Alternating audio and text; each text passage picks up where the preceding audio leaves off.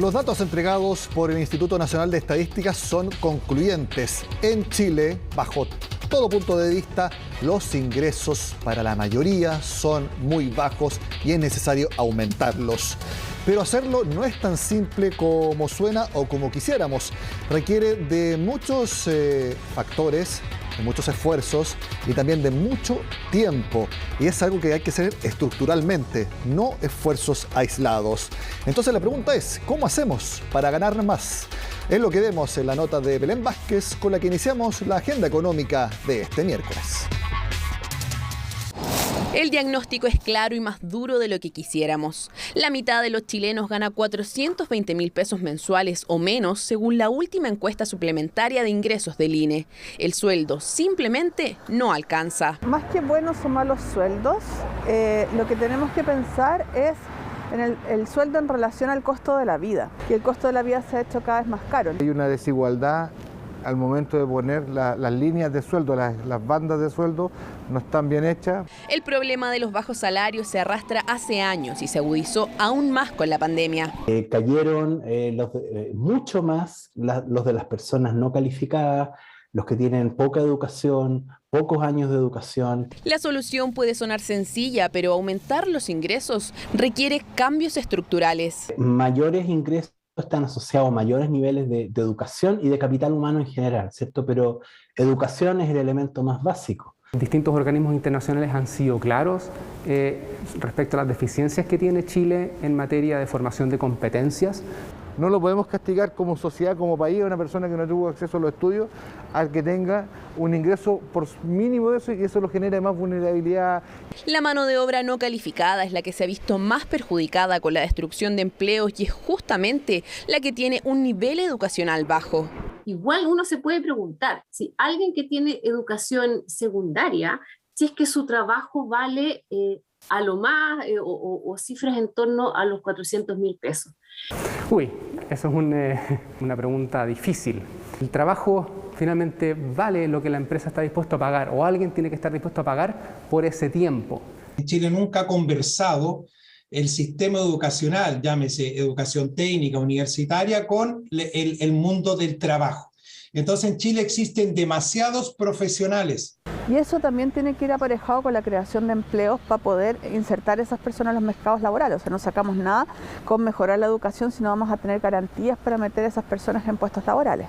Todos los puntos de vista coinciden en que la educación es la vía para lograr progresivamente elevar los sueldos en el país, aunque hay otros caminos por explorar. Nosotros como país hoy día no hemos generado una repartición de las riquezas o de las utilidades como corresponde, y por lo tanto ahí se sigue empobreciendo la mano de obra. Chile debe trabajar hacia incrementar la tasa de inversión y, bueno, por otro lado también la productividad, la competencia, la innovación. Nos estamos desplazando a un concepto de que el trabajo no es todo. Y las nuevas generaciones sí nos están enseñando. Nivelar los sueldos es una tarea pendiente y multidimensional. Un dato es elocuente. Apenas 1 de cada 50 habitantes recibe más de 3 millones de pesos cada mes. Tras conocer el informe del INE, el ministro de Economía comentó la disminución de la brecha de género. A juicio del secretario de Estado, esa cifra y esa baja estaría distorsionada debido a la gran cantidad de mujeres que salieron de la fuerza laboral por la pandemia. El ingreso femenino aumentó un 8,8%. Pero la pregunta es eso bueno? Sí, uno dice que bueno que aumente el empleo femenino, pero lo que ocurre es que las mujeres fueron las que más perdieron su empleo informal. Pero lo que hemos visto en el último año es que la brecha salarial disminuyó, no aumentó. ¿Pero por qué disminuyó la brecha salarial? Es porque muchas mujeres salieron del mercado laboral.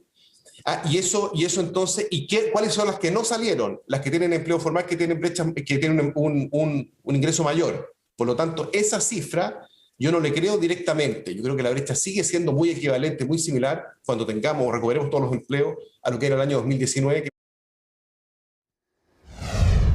Mucha atención porque Chile está en el top 10 de los países donde las personas tienen mayor temor a quedar sin empleo. Esto por la eventual pérdida o retiro de los incentivos fiscales.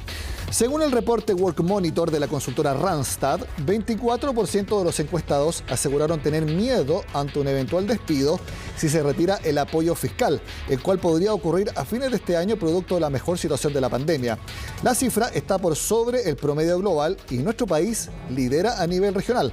De acuerdo al informe, los rangos de edad en los que existe mayor temor es entre 18 y 24 años, seguido por las personas entre 25 y 34. En relación a los sectores, hoteles y catering encabezan el ranking con 46% de las menciones, luego servicios financieros y manufactura de productos en alimentos. Mientras que los sectores más confiados, es decir, donde las personas tienen menos temor a perder empleo, es salud, trabajo social, tecnología y transporte. Para un volumen importante de trabajadores, el último periodo ha sido bastante duro e incierto. Lo importante es considerar que en el mediano plazo ya se están estabilizando, muchas empresas ya están volviendo a una situación normal o prepandémico, por consiguiente ya para principios del año 2022 consideramos que ya debería existir un estado mucho más normalizado que favorezca la estabilidad laboral. Volvemos ahora a la pregunta inicial que hicimos acá en Agenda Económica. ¿Cómo hacemos que suban los ingresos en Chile de manera estructural, de largo plazo y de manera sostenible? De eso conversamos con la líder de carrera de Mercer en Chile, la vemos en pantalla, Agustina Bellido. Gracias por estar en Agenda Económica, Agustina. Gracias a vos, Nicolás, y gracias a todos. Bueno, esto me imagino que es un tema que es en todo el mundo y que nosotros en Chile lo estamos viendo ahora por la encuesta suplementaria de ingresos del Instituto Nacional de Estadísticas, que la mitad de los chilenos tenga ingresos de 420.000 pesos o menos al mes. No hay para qué hacer tanta comparación. Son sueldos bajos en Chile.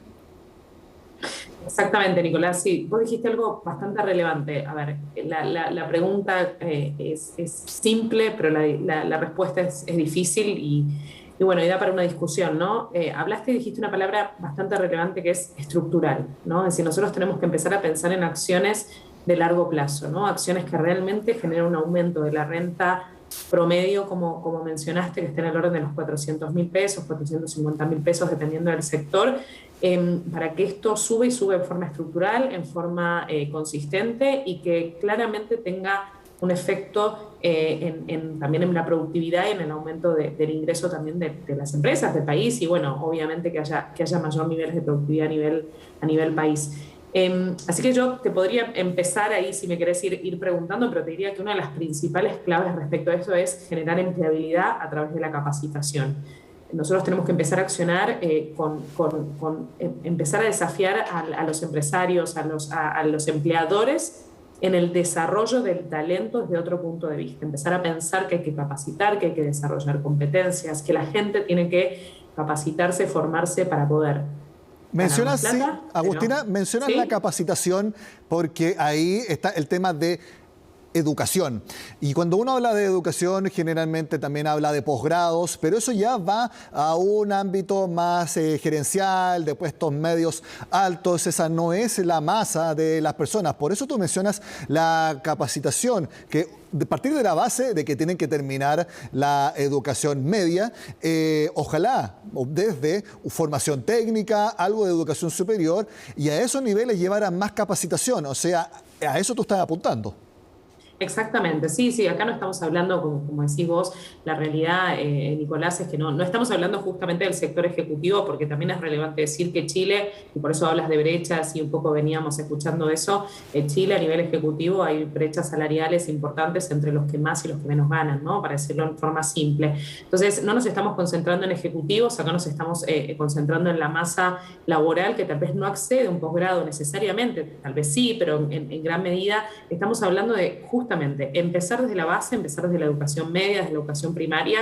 Allí es donde nosotros tenemos que empezar a pensar en un cambio en la forma de educar, en la currícula. Claramente hoy en día una escuela, un colegio de cualquier ámbito debería empezar a incorporar temas relacionados con tecnología, con digital, un cambio, ¿no? en la cabeza y en las habilidades de los estudiantes y de los alumnos, y obviamente ya después cuando la persona egresa, sale de la educación formal y pasa a ser empleado, ahí es donde empezamos a hablar de esta responsabilidad empresaria de generar empleabilidad futura. Y esto es en donde empiezan estos componentes de capacitación que no necesariamente tienen que ser solo lo que yo hago en mi trabajo, ¿no? Es decir, bueno, a ver, yo soy técnico en procesos, entonces que me capaciten en eso, ¿no? Sino que también haya un abordaje mucho más, la palabra holística está como de moda, pero mucho más holístico en generar empleabilidad. Y eso claramente va a hacer que uno pueda tener mejores trabajadores, más capacitados, con mejores habilidades y que en el mediano y largo plazo generen mayor utilidad, mayor rentabilidad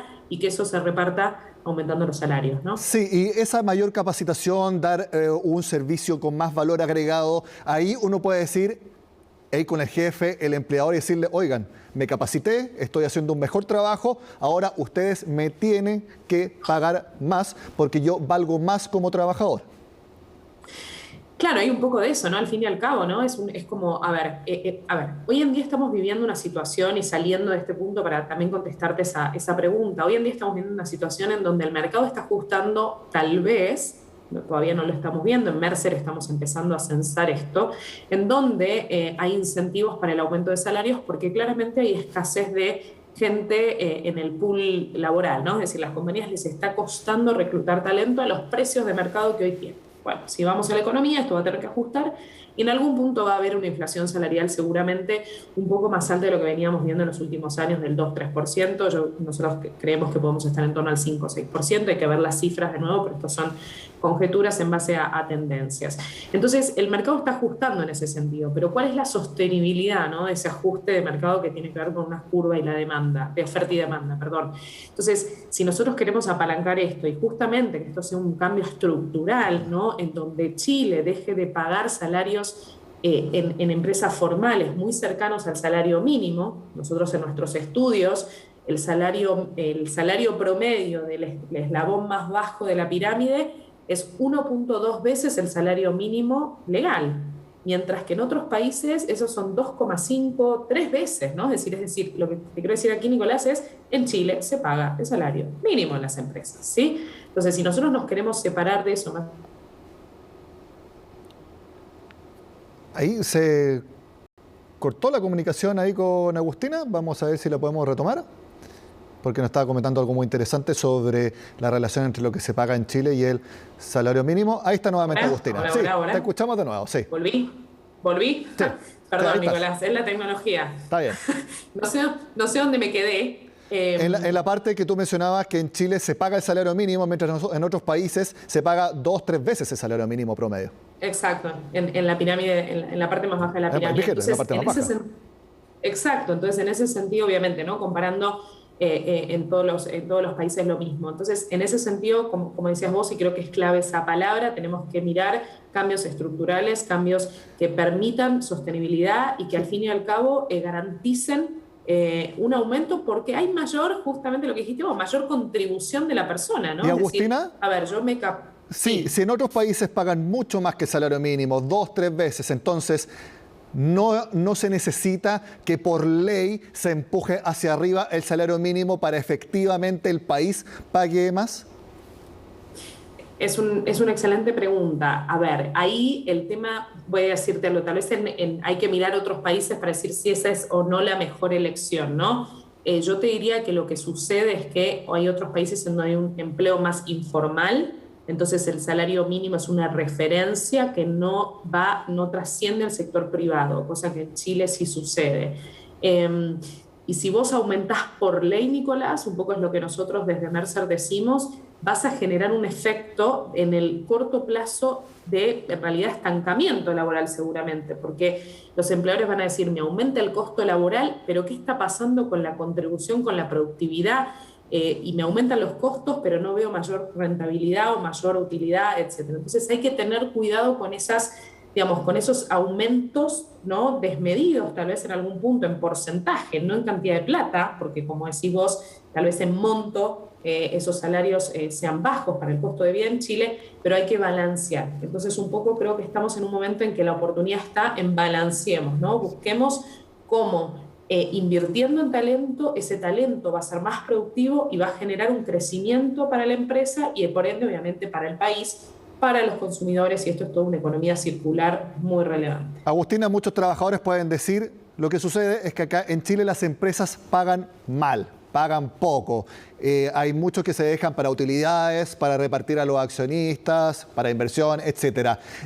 Y comparándonos también con otros países con distintos parámetros, en Chile, en general, en relación a las utilidades que tienen las empresas, en relación a las ventas que tienen y también en relación a las capacidades de los trabajadores, en Chile, ¿cómo se paga?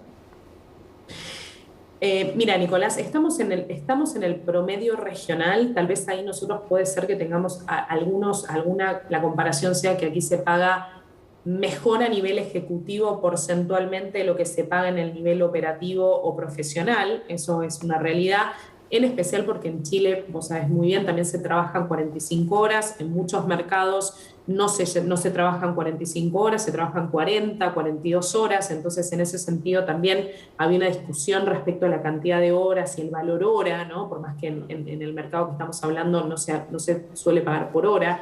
Pero en realidad, en porcentaje, la utilidad es muy difícil sacar esos. Yo siempre trato desde Mercer, tratamos de buscar una métrica, ¿no? Es una métrica de qué es estar bien o mal pago, contra qué nos comparamos, pero en lo que es en porcentual, tal vez de las ventas, del tamaño de las compañías, no estamos tan mal. Sí, la brecha entre los que más ganan y los que menos ganan es bastante más grande en Chile que en comparación al resto de los países de Latinoamérica. Eso es una realidad y es algo de lo que se ha venido conversando en Chile, que se tiene que ir trabajando y ajustando.